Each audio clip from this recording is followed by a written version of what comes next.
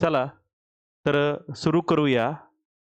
कालचे जे काही चालू घडामोडी ज्या होत्या, करंट अफेअर जे होते, तर त्याची एक क्विक रिव्हिजन घेऊया आणि आज जे आहे 21 ऑगस्ट त्याचा जो व्हिडिओ आहे, तर तो मी उद्यापर्यंत सेंड करतो. पण कालचे जी-केचे जे प्रश्न होते किंवा करंट अफेअरचे जे मुद्दे होते, ते आपण पाहणार आहोत 20 ऑगस्टचे. नक्कीच याच्यावरती प्रश्न विचारला जाऊ शकतो. तर पहिला जो आहे बघा, विधी धोरण, ई-गव्हर्नन्स, सार्वजनिक आरोग्य आणि राष्ट्रीय घडामोडी याच्यामध्ये जर तुम्ही पाहिलं, तर महाराष्ट्र क्लिनिकल एस्टॅब्लिशमेंट विधेयक जे आहे, आता याच्यामध्ये काय सांगितलंय बघा, जी 2026चं जे विधेयक आहे, त्याच्यामध्ये बदल काय झालाय? पारदर्शकता काय आलेली आहे? ट्रान्सपरन्सी. मराठी, हिंदी आणि इंग्रजी भाषेत दरपत्रक, रेट कार्ड लावणे अनिवार्य आहे. म्हणजे गव्हर्नमेंट हॉस्पिटल असेल किंवा प्रायव्हेट हॉस्पिटल असेल, याच्यामध्ये आता तुम्हाला हिंदी, मराठी आणि इंग्रजीमध्ये दरपत्रक दिसेल. रुग्णांना सविस्तर आणि अचूक बिल देणं बंधनकारक आहे. कोणतेही बिल लावले जाणार नाहीत. रुग्ण हक्क सनद जी आहे, पेशंट राईट जो आहे, वैद्यकीय नोंदी असतील, मेडिकल रेकॉर्ड असेल, मिळवण्यासाठी सेकंड ओपिनियन घेण्याचा अधिकार त्या ठिकाणी आता पेशंटला असणार आहे. आणि कोणत्याही प्रकारच्या भेदभाव न करता सन्मानाने उपचार मिळवण्याचा हक्क सुद्धा याच्या अंडर येत आहे.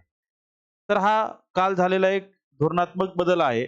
आणीबाणीची सेवा जर तुम्ही पाहिली तर आर्थिक क्षमतेचा विचार न करता गोल्डन अवर्स म्हणजे प्रोटोकॉलनुसार प्राथमिक उपचार देणे आता सक्तीचं झालेलं आहे. की जे काही एखादं हॉस्पिटल असेल तिथं तुम्हाला जे काही प्रथमोपचार असेल किंवा लगेच गेल्या गेल्या सर्व्हिस असेल हे आता भेटणार आहे.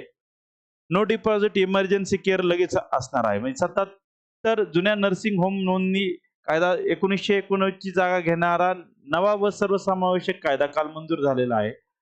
आता महा-आय-डी महासारथी पोर्टल बद्दल काय आहे बघा, करंट अफेअर्स. जे काही नागरिक आहे, सिटिझन आहे, राज्य प्रशासनाचा केंद्रबिंदू, त्यांचं आधारशी संलग्नीकरण आता होणार आहे.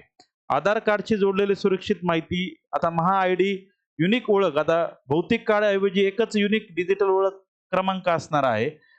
महासारथी पोर्टल तुम्हाला माहिती आहे, त्याच्यामार्फत सुद्धा एआय आणि आय-टी आधारित एकात्मिक प्लॅटफॉर्म आता महासारथी सुद्धा साठी असणार आहे. प्रशासनाचा उद्देश काय आहे बघा, वारंवार कागदपत्रे जमा करण्याच्या त्रासातून मुक्ती.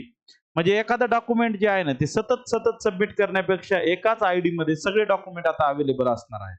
मुख्य लाभ जो आहे, सर्व सरकारी विभागांच्या डेटाबेसचे एकत्रीकरण करून थेट घरपोच सेवा या ठिकाणी.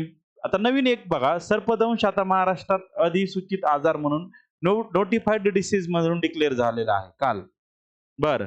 गडचिरोलीतील आश्रमशाळेत सर्पदंशामुळे 3 जण एक्सपायर झाले. त्याच्यामुळे हा अधिसूचित आजार आहे असं जाहीर करण्यात आलं. मग ॲक्शन काय आहे? राज्य सरकारकडून सर्पदंशाला अधिसूचित आजार म्हणून अधिकृत दर्जा आहे. सर्व रुग्णालये व डॉक्टर सर्पदंशाच्या घटनांची नोंद जिल्हा चिकित्सालयाकडे करणे आता कायद्याने बंधनकारक आहे.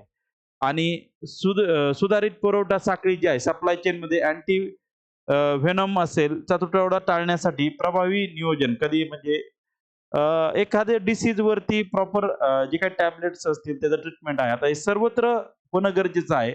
म्हणजे आता पूर्वी कसं व्हायचं, की सर्पदंश झाला तर मग मेन डॉक्टर किंवा तिथपर्यंत जाऊस्तोवर रुग्णांना त्रास होत होता. आता हा चांगला डिसिजन आहे बरं का. पहिल्या 60 मिनिटातच तातडीने वैद्यकीय सेवा आता भेटणार आहे. मृत्यूचा दर त्या ठिकाणी शून्यावर येऊ शकतो. म्हणजे 0.1 जो आहे ना, तो आता शून्यावर येऊ शकतो.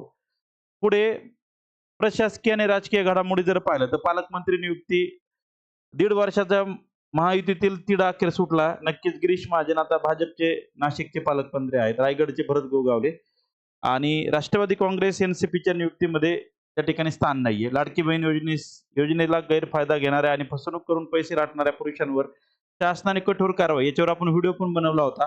सर्व रक्कम वसूल करण्याचे आदेश आता देण्यात आलेले आहे. ठाणे प्रादेशिक परिवहन म्हणजे आरटीओची धडक आता मराठी भाषा न येणाऱ्या रिक्षा चालकांवर भरारी पथकाद्वारे कठोर दंडात्मक कारवाई त्या ठिकाणी करणार. याच्यावर सुद्धा प्रश्न येऊ शकतो आगामी तलाठी एमपीएससी यूपीएससी गट ब आणि क मध्ये. बर. राष्ट्रीय व आंतरराष्ट्रीय जर स्तरावर जर पाहिलं तर पर्यावरण कायदा जो मद्रास आणि उच्च न्यायालयाकडून कायदेशीर व्यक्ती लिगल पर्सनचा दर्जा आता नदीत कचरा टाकण्यास बंदी आहे. प्रसूती रजा तामिळनाडूमध्ये सरकारी महिलांना त्या ठिकाणी 365 मंजूर केलेली आहे. राष्ट्रीय वैद्यकीय आयोगाकडून देशभरात प्रॅक्टिस करणाऱ्यांसाठी डॉक्टरांना युनिक डॉक्टर लायसन्स आता लागू होणार आहे. कृषी व्यवस्थेमध्ये बिहारमध्ये जागतिक मखाना बाजारात बिहारला 3/4 वाटा म्हणजे बिहारमध्ये लवकरच मखाना औपचारिक मंडळ स्थापित होणार आहे. क्रीडा विवेचक जर पाहिलं तर रवींद्र जडेजा जो आहे त्याने 4,000 धावा आणि 300 प्लस कसोटी बळीच्या एलिट क्लबमध्ये समावेश दुसरा भारतीय आहे आणि युवा व आंतरराष्ट्रीय 16 वर्षीय लक्ष्मण मयप्पन बनला सर्वात तरुण सीए. तसेच 8वी ब्रिक्स युवा ऊर्जा शिखर परिषद त्या ठिकाणी संपन्न झालेली आहे. व्हिडिओ स्टॉप करून ह्या गोष्टी तुम्ही नोट्स म्हणून लिहू शकता. ओके, कालचा हा आहे बघा. ऐतिहासिक दिन जर म्हणलं कालचा, जर भारताचे 7वे आणि 7वे तरुण राजीव गांधी यांची जयंती होती. देशात जातीय सलोखा आणि राष्ट्रीय एकात्मता वाढवण्यासाठी हा दिवस साजरा केला जातो. अक्षय ऊर्जा दिवस म्हणजे काय, तर भारतात नवीकरणीय ऊर्जेबाबत म्हणजे रिन्युएबल एनर्जी जागरूकता निर्माण करण्यासाठी तर 2030 पर्यंत 500 गिगावॅट अपारंपरिक ऊर्जा निर्मितीचं भारताचं लक्ष आहे. म्हणजे सोलारवरती आपण म्हणूया, रिन्युएबल एनर्जी सोर्सेस.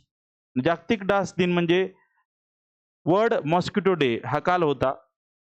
ब्रिटिश चिकित्सक सर रोनाल्ड रॉस यांनी मादी ॲनेफिलस डासामुळे मलेरिया होतो याचा शोध लावला. नक्कीच तुम्ही 8वीला 7वीला शिकलेला आहात. तो मुद्दा आहे जो की काल घडून गेलेला आहे 20 ऑगस्टचा.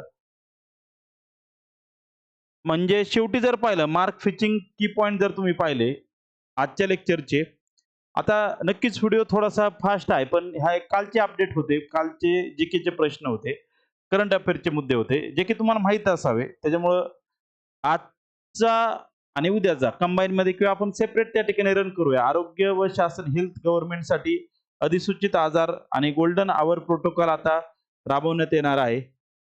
पेशंट्स राईट्स कॅरेक्टर रुग्ण हक्क सनद आता कायद्याच्या अन्वये लॉ आणि इथिक्सच्या अंडर येतोय. आणि ई गव्हर्नर्स त्या ठिकाणी महा आयडी असू द्या, सारथी असू द्या, आणि पर्यावरणास रिगार्डिंग जे काही कायदेशीर व्यक्तींचा दर्जा आणि पर्यावरणाचा न्याय याच्याशी रिगार्डिंग सुद्धा त्या ठिकाणी वेगवेगळ्या गोष्टी आजच्या लेक्चरमध्ये आपण पाहिलेल्या आहेत. बरं, हे करंट अफेअर्स होते. अशाच पद्धतीने करंट अफेअर्स एमपीएससी गट क ब साठी त्या ठिकाणी फायद्याचे ठरणार आहेत. ठीक आहे, तर लेक्चरला लाईक करा, शेअर करा आणि मॅक्झिमम लोकांपर्यंत कमेंट करायला विसरू नका. थांबूयात आपण.